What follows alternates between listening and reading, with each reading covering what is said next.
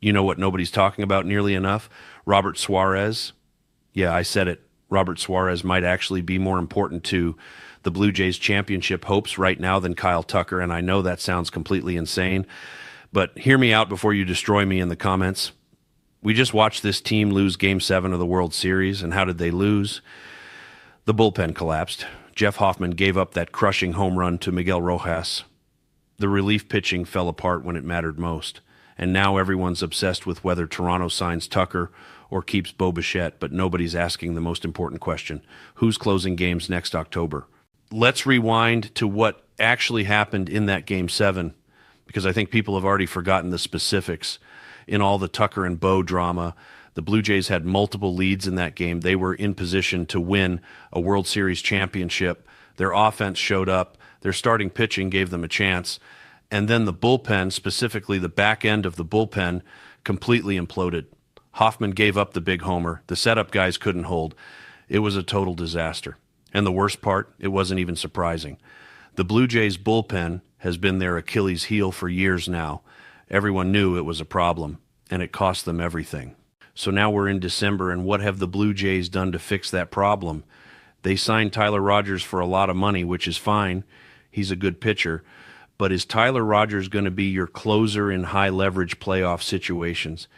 Is he the guy you trust with a one-run lead in the ninth inning of an elimination game? I'm not so sure.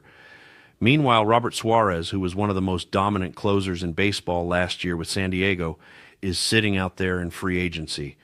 And from everything I'm seeing, the Blue Jays aren't even seriously pursuing him. They're too busy trying to figure out the Tucker situation to address the thing that actually cost them a championship.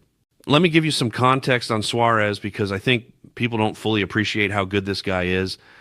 Last year with the Padres, he had a sub-2 ERA. He struck out over 100 batters. His stuff is electric. Upper 90s fastball with a wipeout slider. He's been one of the most reliable closers in the National League, and he's done it in high-pressure situations in San Diego where the expectations are massive. This isn't some unproven guy or a reclamation project.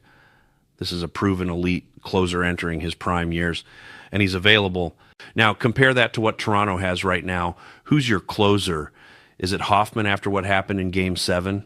How do you give him the ball in the ninth inning of a big game after he gave up the home run that cost you a World Series? The mental side of that is huge. Hoffman might be damaged goods psychologically. Maybe he bounces back. Maybe he's fine, but there's a real chance that moment broke something. Is it Jordan Romano? He's been hurt and inconsistent. Is it Tyler Rogers? Maybe, but he's never really been a traditional closer. He's more of a multi-inning weapon. So who actually closes games for the Blue Jays next season? Nobody knows, and that's a massive problem. Here's where my argument gets controversial. Kyle Tucker is an amazing player, elite hitter, great defender, total stud. But the Blue Jays got to Game 7 without him. They had enough offense to win. What they didn't have was reliable late-inning pitching. So if you're prioritizing resources, if you're deciding where to allocate money and attention, shouldn't fixing the thing that actually cost you a championship be more important than adding another bat?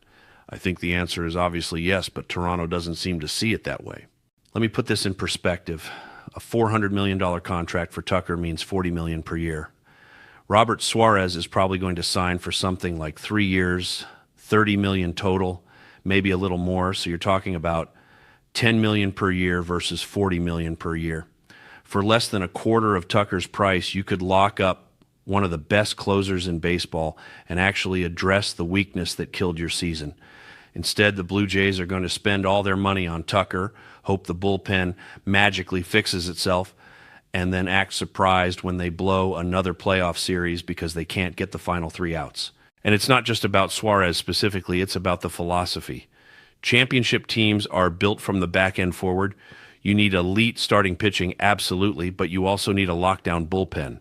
The Dodgers won because their bullpen was lights out. The Rangers won the year before because their bullpen was dominant.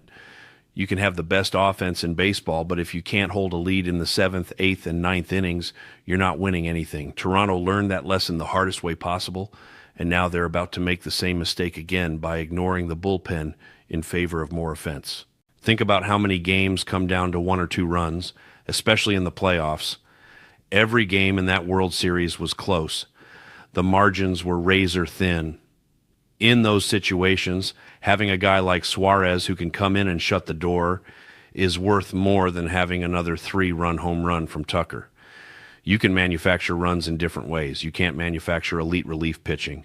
It's the scarcest resource in baseball, and when you have a chance to acquire it, you do it. Now, I know what the counter argument is. People will say, Tucker makes you better every single day for 6 months. Suarez only pitches in maybe 60 games and only throws 1 inning most of the time. Tucker's total value over a season is higher. And yeah, on a spreadsheet, that's probably true. But baseball isn't played on a spreadsheet. It's played in moments. And the moments that matter most are the 9th inning of close games in October. That's where championships are won or lost.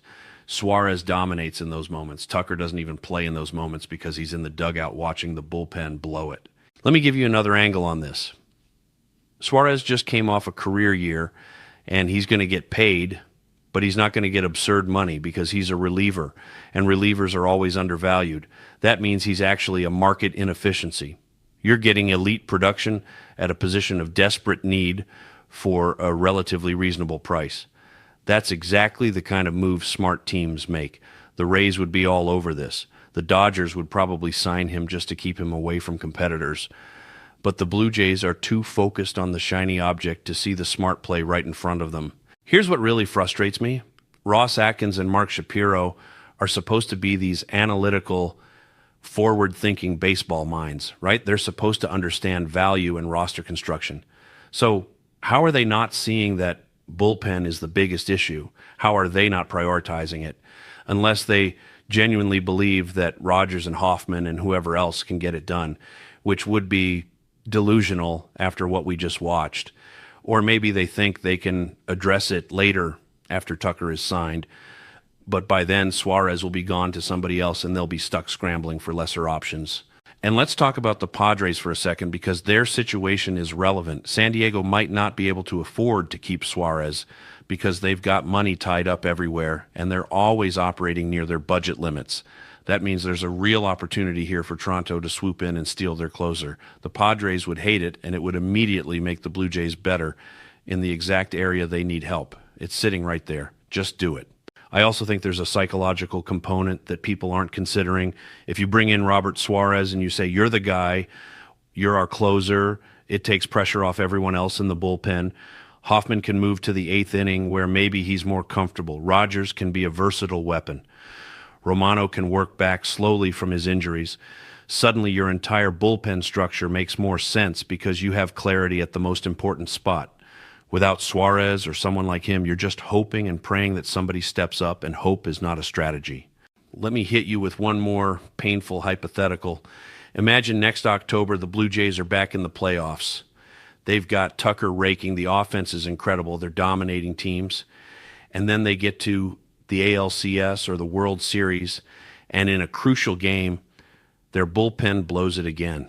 Same story, different year. Jeff Hoffman gives up a homer, or whoever's closing can't get it done, and Toronto loses. How are you going to feel knowing that Robert Suarez signed with the Padres or the Dodgers for $12 million a year and was lights out all season while your team ignored the closer position to pay Tucker? You're going to be sick. That's the scenario that keeps me up at night. The Blue Jays are so close. They prove they can get there. They just need to fix the one glaring weakness. And instead of doing that, they're chasing superstar position players and hoping the bullpen figures itself out. That's not a plan. That's negligence. Robert Suarez might not be sexier than Kyle Tucker. He might not sell as many jerseys or generate as many highlights, but he might be the difference between winning a championship and losing in heartbreaking fashion again. And if Toronto can't see that, they deserve whatever happens.